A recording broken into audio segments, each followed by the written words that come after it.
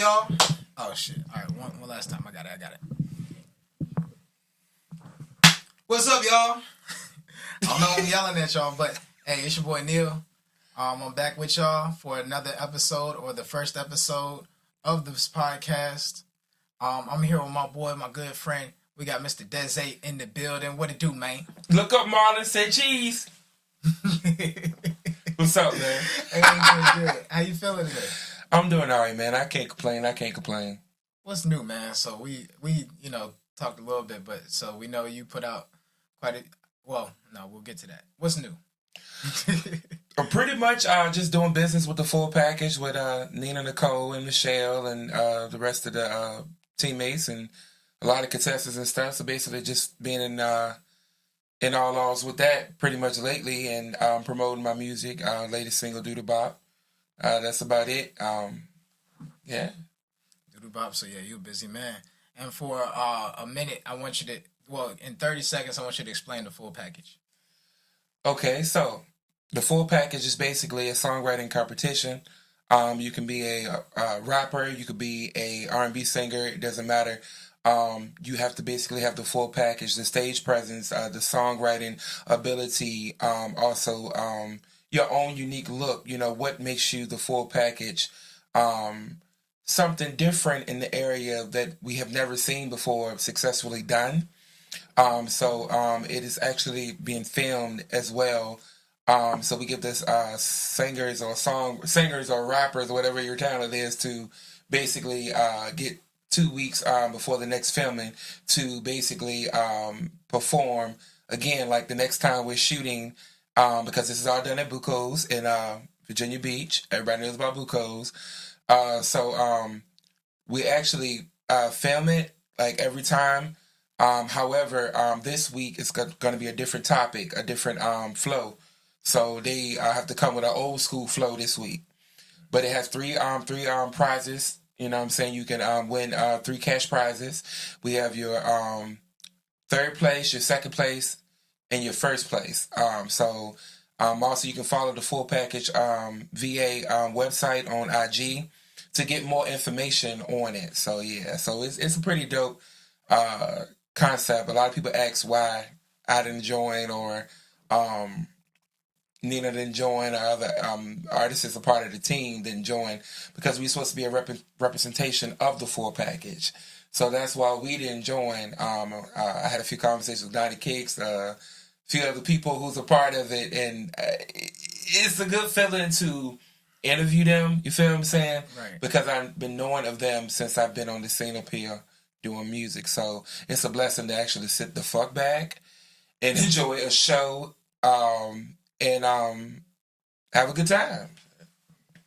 And it's definitely a dope time. I went out to the one of the episodes, and I definitely enjoyed myself, and it's definitely way different than what anything that I've seen recently in this area being done. And it's being done very professionally. So shout out to you, shout out to Nina, shout out to Michelle, shout out to everybody involved on that. Doodle Bop. Tell me about it. So Doodle Bop is basically a 90s inspired R&B soul bop. Shit. I was inspired by a Tribe Called Quest when it come down to, Anita Applebaum. Yeah, stuff like that, I was inspired by Brandy, Best Friend, the drum pattern, the 90s, bop or whatever, So my kick of Doodle Bop and my definition of a Doodle Bop is like, oh, that's my snookums. It's like, oh, that's my baby right there. That's my honey bun. Like, you know what I'm saying? So instead of saying all of that, like, that's my Doodle Bop. That's my baby, So I wrote it because everybody have one. Everybody have like a shorty or a Mr. McShort, and they actually, like the person, but y'all never really like, do anything sexual, but you always see them, and y'all lock eyes, y'all, kind of like each other's kind of like, and she, and then you just be like, yeah, what's up, like, oh, let me come here right quick, let me talk to you. And so we, but you never really be like, let me take you out because your time, you moving, she moving, or he moving, it doesn't matter. Like, so it gets to a point where, what I'm saying, you like seeing them, but you don't know how the vibe may be because they could be a little psycho. They could be a psycho Sam. Oh. Wink, wink, wink, wink, wink. So you don't know. So that's what inspired me to write it. Produced by The Beat Dungeon, and also co-produced by I call him Terrence. His real name Terrence or whatever. Shout out to Terrence. So yeah, and also Terrence made the beat. Also made the beat as well. Kev Beat Dungeon added that bass line for it, and it just smacked. It popped. So yeah, that's pretty much it for Doodlebop. Shout out to all them boys involved. It's definitely about Doodlebop. Everything you make is catchy. Like everything you got that right on. It's always gonna be catchy. It's always gonna catch your attention. I try, man. I try, man. I don't think you can miss, but you never know what may come. So yeah. I'm right. It's dope. Now you probably that goes into where do you get that from? So you from Victoria, Virginia? Correct. And what's it like? What is it about Victoria, Virginia that you feel like you took with you going out here and going to other places? Life, and change. Because where I'm from, there's no change. All I took from there, as far as like memories, is good and bad memories, if that makes sense. And just following what my mom said and what people I know I grew up with say, especially the elders. I just take all that with me wherever I go in life.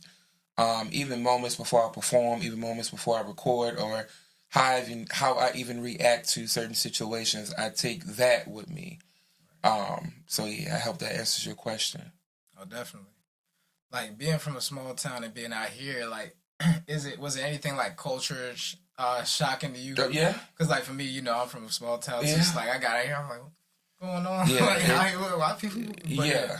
So like, what's something that caught you off guard when you first got out here? Number one thing. We're in Virginia, by the way, Norfolk, Virginia, Virginia Beach, Virginia. Yeah, 757, 7 cities and shit. Yeah. Right. So, everything. The fact that you can walk around the corner to a 7-Eleven that stays open 24 hours. That's number one. If you order food, actually, you can order food and it can get delivered to you. That's number two, because where I'm from, we don't have that. Everything where I'm from closes no more than like 10 o'clock or 10:30. No cap. Whether it's a gas station, restaurant, grocery store, don't matter. McDonald's drive-through might be open. We ain't got one. Oh shit. Yeah, we ain't got nothing. Y'all ain't got no McDonald's? We ain't got nothing, dog. All we got is one stoplight, two banks that's been there since the beginning of fucking time, beliefs in slavery. We have a Chinese restaurant that got built there back in 2009. The food line got built in 2008. I remember that because I was graduating from high school and I was in chorus or whatever. Shout out to Miss Silvers. But anyway, we was in chorus and we had to sing there in the opening, and we was actually selling donuts for a fundraiser to go to King's Dominion to perform. So which we actually won first place. Woo woo woo. Damn right. So I just be glad when people send me footage of shit, they holding on to stuff. Like let me see it. Somebody got something on them damn Razor phones and LG scoops and shit. Anyway. Go ahead. So but yeah, so that's pretty much the culture shock. Also seeing different colors of people. Chinese, Dominican, Puerto Rican, African, just so many people mingling and mixing together. Also, sexual orientation, it being more out and more seen and accepted. Where I'm from, people still in the dark with a lot of stuff, but they still, do things in the dark with a lot of stuff. So, but anyway, yeah, so it's a culture shock. Culture shock. Even sometimes the way people deal with things, sometimes the way people talk.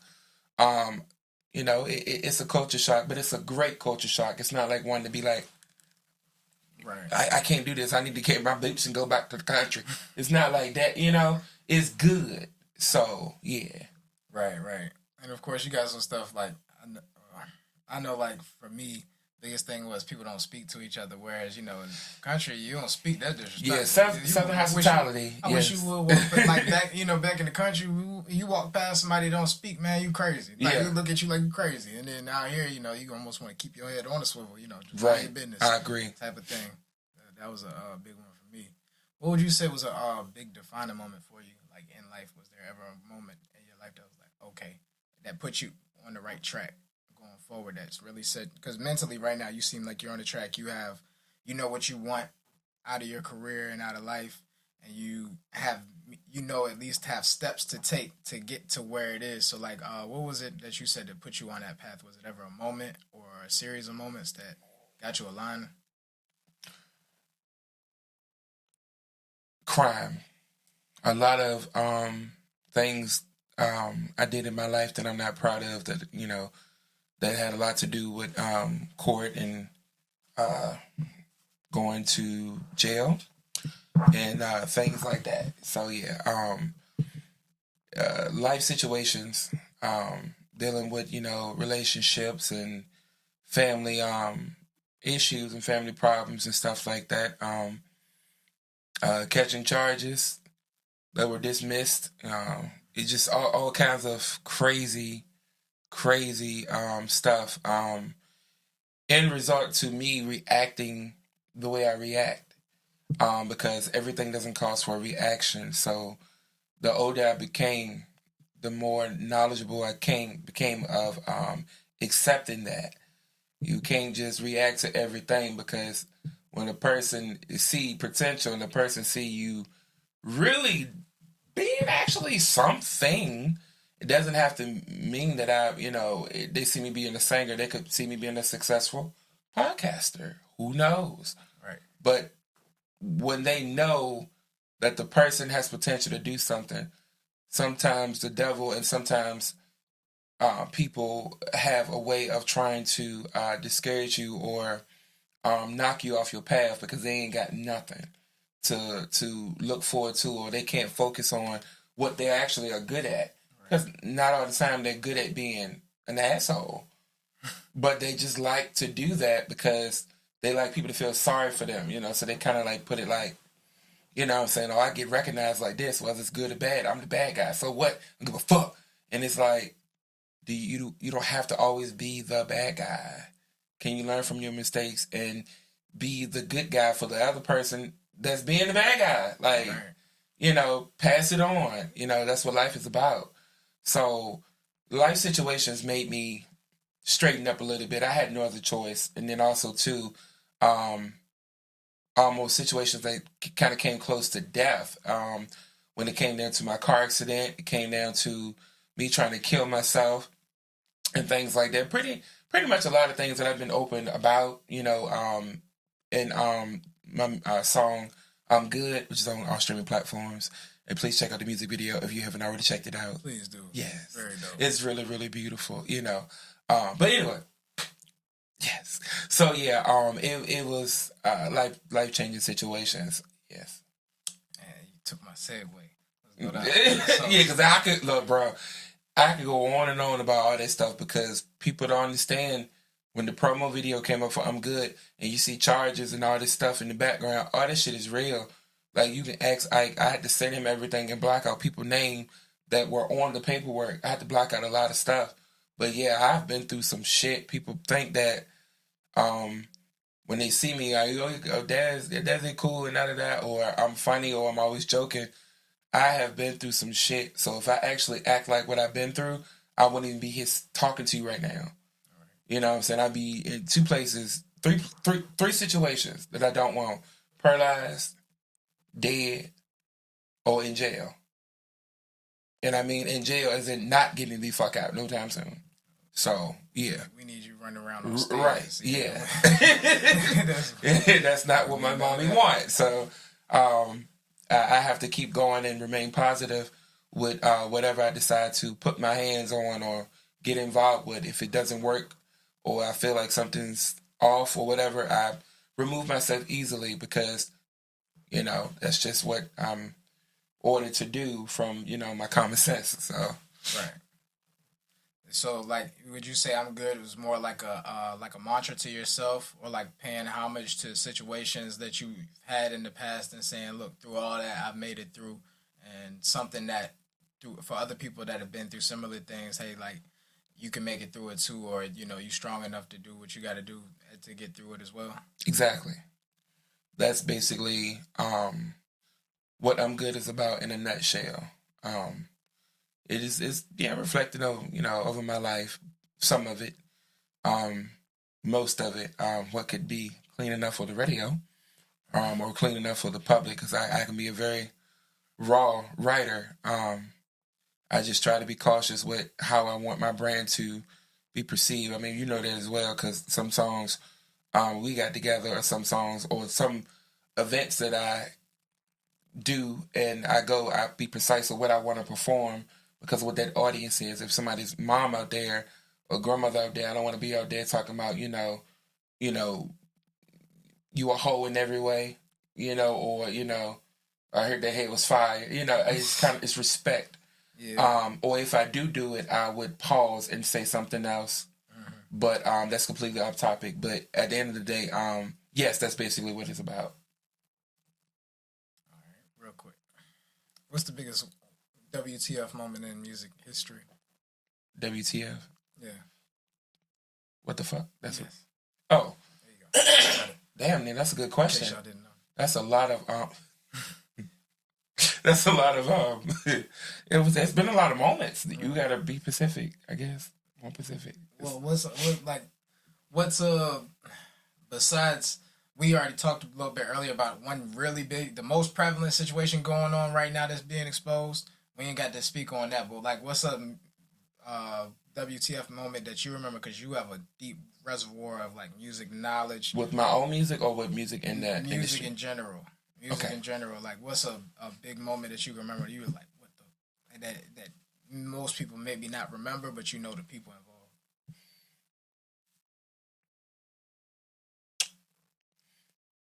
I would say like the West Coast versus East Coast thing.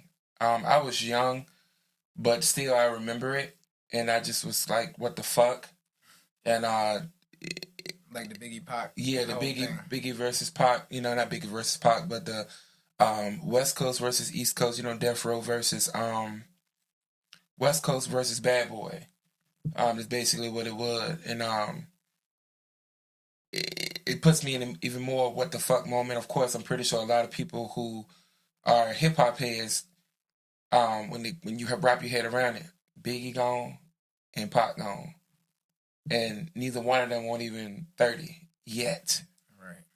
So that would be one of the moments that I'm like, what the fuck? Because I can imagine what the hip hop world would have been. Because once both of them left, well, both of them, they got murdered. It is what it is. Um, when that happened, there was a battle between who's the better rapper now, Jay-Z or Nas. Right. For me, it'll always be Nas. It is what it is. I love Jay-Z. And the fact that he's really businessman. But as far as an MC, Nas will always be my guy. But that was a what the fuck moment. Also another what the fuck moment is when Aaliyah, when she was murdered as well. Just a lot of Good, nice wording there. yeah. She was taken out. That kind of fucked with me a little bit because she was 22. And I always think about, because I'm a big R&B head. I love hip hop and infusing hip hop with R&B a lot. So when she got taken out, it kind of made me like, because I was 11 when it happened. I remember it. But we got to see Monica and we got to see Brandy be women, have children, and live their life. But baby girl at 22, she's gone. She's the one who started that little line of the teens being black teenage girls being popping. Right. She started. She was Leah. You got Brandy. You got Monica. Then you got Tamia. Then you got Maya. You know, and then the rest, you know, you got your Sierras, you got your Ashanti, then your Sierras, and Nivea, and all the rest of the girls. Some of them you probably don't even fucking remember, you know, but it's okay, you know. But when every time a death happened, the death of Whitney, any kind of death with somebody that I really look up to musically happens, I'm always like, what the fuck? It's always a slap to my heart because these are people that I wanted to work with. And sometimes these people are seen in my reels because that's the closest I get because they gone. Hey, they gone. That's the closest I get to working with them, technology. So hope that answer your question. We got AI now. We can use the AI. That's I was gonna ask you too. Biggest WTF moment in your music? And WTF, like, it can be a good WTF or a bad WTF or a funny one or whatever. The release of I'm Good music video and how how the song overall became extremely successful in a short period of time. Because I didn't expect for people to respond to it the way they did. Even some people who are rappers who are you know, very strong and very, you know, very, very mean in their lyrics. They're very, very violent, you know. But it's not violent like motherfucker I kill you type of shit, but you know, they kinda they're hard. So it's Right. kinda like, yo. So the response I got from being naked with my music to the public for the very first time about a lot of things I've been through, you know, the depression and all this stuff. It was a big what the fuck moment for me because I didn't expect people to grab that song the way they did, and it's gotten to the point that sometimes I don't even know how to respond to it because it's like, wow, you know, I'm like, because I'm trying not to cry myself in the Right. in the challenge part with recording it. I'm trying not to cry myself, and also when I perform it, I try not to be emotional too. It's a show, but sometimes is it a show or is it a testimony? You feel what I'm saying? Like, so I it's always like a what the fuck moment with that song. Anything to do with that song is always a what the fuck moment. There's other moments, but that would have to be the number one for me. So What is a big goal of yours right now? to get the attention of the ones that are left, to back them up in the industry as far as like, you know, singers and songwriters and rappers and stuff to be a background vocalist or open up for them to get my music put on television, whether it's to be movies, even though they suck. Actually, I'm trying to get involved in that as well with acting. Yes, because they are good. The acting just sucks, but it's to be. It is what it is, you know. But I'm trying to get more into that as well, not just my music, but even the acting, because I've been told that I'm pretty stupid sometimes. I'm pretty funny. So Very funny guy. you know, so Very funny. and sometimes I've been told that little voiceovers and stuff, change your voice up a little bit, act a little silly. So there's a lot of undeniable talent underneath the music that I would like to share with the public when the opportunity comes and when the timing is right. So there's a lot of other things that I would like to do. So I just have to put it in the atmosphere and see what works out. Should get your practice on in here as far as the voiceover work. Shoot, might as well. Are you sure this is a jar of mayonnaise? It's instrument mayonnaise. Oh man, Patrick, say your Here, SpongeBob. But that's basically it. Yeah. Look, hope that answers your question. Y'all holler at him if y'all need a voice actor. I just learned that one. You just did a little. You just marketed yourself. Shit. What was I gonna say? Now, is it one thing that you want the people to know, or anything you got to say, or anything like that for the people before we get off? I'm sure we'll have another conversation. We'll probably do this every once in a blue moon. Dezzae check in and whatnot. So yeah, is there anything for the people you got right now? Make sure you guys continue to stream my music. Please continue to stream the promo videos and everything on my page. You know what I'm saying? I be putting a lot of time, a lot of money into this shit. I be putting in the work, you know. I be putting in the fucking work. Pay the fuck attention, like this shit costs. But at the same time, like I said, stream my music, and I'll be on the lookout for more projects to come. Like I said, my latest single is Doodle Bop. I have a dope promo video for it. You know, all my stuff is on all streaming platforms. And that's pretty much I got. You know, for right now, just stay tuned for what's to come. I'm right. Y'all keep looking out. Follow him at Dezzae_music. Follow me at Neil Carter VA. I don't know what this is called, but shout out for y'all to being here on episode 1. We'll see y'all soon. Peace.